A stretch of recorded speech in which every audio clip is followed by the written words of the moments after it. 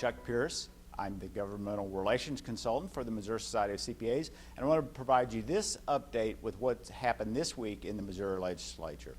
As has been the focus for the last several weeks, the primary emphasis this week was on the state's budget.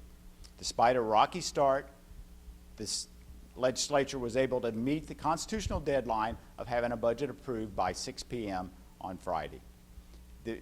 That certainly did not appear to be the case on Monday afternoon when the Senate launched a lengthy filibuster on a budget-related bill. That stretched until 3 in the morning on Tuesday. The Senate adjourned. They came back in the next day and began negotiations to work out the compromise that would allow for the passage of the state's $24 billion budget. After much negotiations and changes to the way veterans funds are allocated, as well as rewriting the distribution formula for the higher education in the state of Missouri, the Senate was able to agree to passage of the budget. This moved the pipeline for the budget to go sailing through, and it passed Thursday afternoon. While budget negotiations were going on, the legislature worked on several other issues that were important. Of historical significance was the passage of a change to the way Supreme Court justices are selected in the state of Missouri.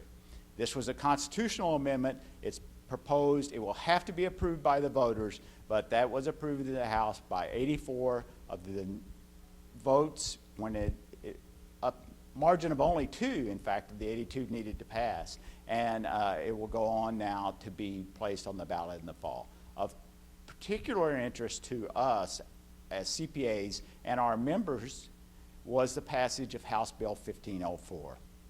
This bill made several changes to the sales tax statute. It actually started out as a very small bill that only changed the way sales taxes are authorized for library districts in southeast Missouri.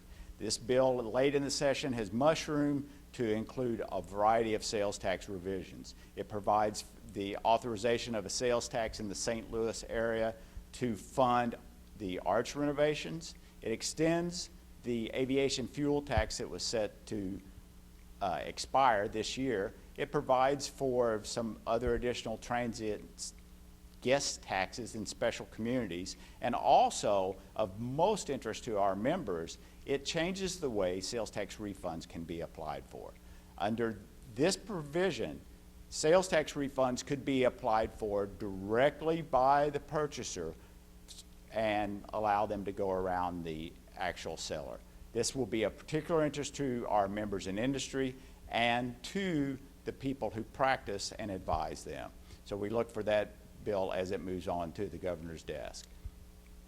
As we look to the last week of session, Friday, May 18th at 6 p.m., done or not, the legislature goes home. So we look for this last week of the session to consist of a lot of movement. Bills that do move will be targets for likely amendments. That's a time that we have to really watch and be vigilant that issues that make significant changes to our tax code don't sneak in under the guise of some innocuous amendment and pass. We'll be watching that closely as we count down the hours to get to 6 p.m. on May 18th and the adjournment of this legislative session.